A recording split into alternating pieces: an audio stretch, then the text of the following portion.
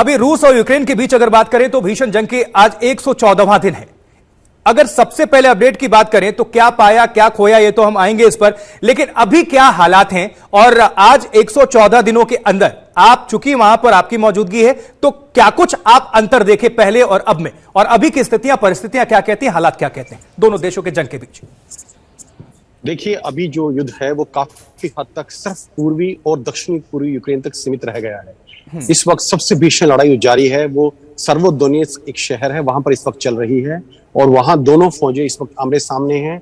चूंकि ज्यादातर शहर पे रूसी फौज का कब्जा हो गया है, लेकिन वहां शहर के बाहर एक केमिकल प्लांट है अजोत, वहां पर अभी भी यूक्रेन सैनिक डटे हुए हैं और उन्होंने रूसी सेना को पूरी तरह से कब्जा करने से रोक रखा है। इसके अलावा जो पॉलिटिकल डेवलपमेंट्स हुई हैं, देखिए अब कल के दिन में यहाँ पर 4 देशों के राष्ट्र अध्यक्ष आए थे। प्रेसिडेंट मैक्रो फ्रांस के, चांसलर शोल्ज जर्मनी के, इटली के प्राइम मिनिस्टर और रोमानिया के प्राइम मिनिस्टर। और ये अपने आप में बहुत महत्वपूर्ण है क्योंकि फ्रांस के प्रेसिडेंट और जर्मनी चांसलर अभी तक यहाँ पर आने में हिचकिचा रहे थे यूक्रेन के बार बार बुलाने के बावजूद। अगर वो कल आए हैं, ये कहीं ना कहीं एक बहुत स्ट्रॉन्ग सपोर्ट दिखाता है और उन्होंने काफी अनाउंसमेंट्स भी की हैं, इंक्लूडिंग कि हम जो है यूक्रेन की कैंडिडेसी है जो यूरोपियन यूनियन के लिए, उसको पूरी तरह से सपोर्ट करेंगे और हम कोशिश करेंगे कि प्रोसेस जो है फास्ट ट्रैक की जा सके। इसके अलावा मैं आप एक चीज और बता दूं आपको, बताइए।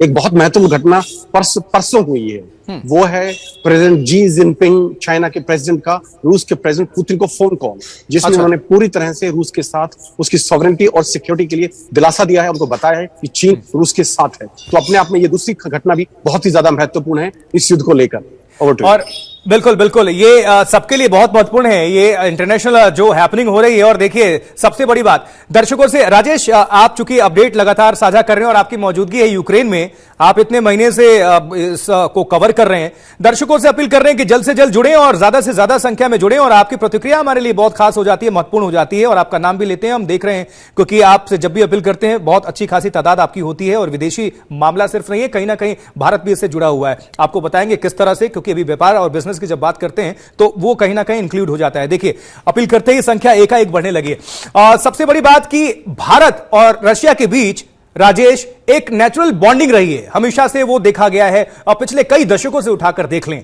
और इसमें अगर चाइना फोन करके उनके राष्ट्रपति शी जिनपिंग सपोर्ट करने की बात करते हैं तो रशिया और चाइना और भारत के बीच इसको किस तरह से आप देखते हैं? क्योंकि एक तो नेचुरल बॉन्डिंग भारत और रशिया के बीच, लेकिन चाइना भी कोशिश कर रहा है कि रूस को अपने पाले में रखा जाए क्योंकि अमेरिका से उसकी तलखी है। तो इसको किस तरह से देखते हैं आप इंटरनेशनल लेवल पे? देखिए, जो इंटरनेशनल रिलेशंस में या डिप्लोमेटिक लेवल पे जो लैंग्वेज यूज होती है जीरो सम गेम, कि या तो आप हमारे साथ हैं हमारे खिलाफ हैं, ये इन 3 देशों के संबंध में कहीं ना कहीं लागू नहीं होती है। चीन का रूस के साथ अपना संबंध है और रूस का इंडिया के साथ अपना संबंध है, तो इन दोनों को जोड़कर देखने की बहुत ज्यादा जरूरत इस वक्त फिलहाल नहीं है। और ये चीज हमें अमेरिका भी बार बार बताने की कोशिश कर रहा है। देखिए कल आपका चीन से युद्ध होगा तो रूस आपके साथ में नहीं आएगा, वो बार बार इस चीज पे जोर दे रहे हैं, हिंदुस्तान को याद दिलाने की कोशिश कर रहे हैं। लेकिन कहीं ना कहीं ये मेरा मानना है, मेरी अंडरस्टैंडिंग है कि दोनों रिलेशन रूस चीन का और रूस हिंदुस्तान का बिल्कुल अलग है और कोई आपस में कनेक्शन नहीं है। और जैसा कि आपने बोला, हमारा रूस के साथ बहुत पुराना संबंध रहा है सोवियत यूनियन के टाइम से। और देखिए 1971 के युद्ध में जब पूरी दुनिया हमारे खिलाफ हो गई थी, रूस बिल्कुल हमारे साथ खड़ा था और ये चीज हिंदुस्तान नहीं भूल सकता। इसके अलावा चाहे वो पोखरण के जब हमने ब्लास्ट किए, हमारे ऊपर भी सैंक्शंस लगे थे, बहुत भयंकर सैंक्शन लगे थे, बिल्कुल कहीं ना कहीं रूस ने हमारी बहुत मदद की थी उनको किसी तरह से ओवरकम करने में।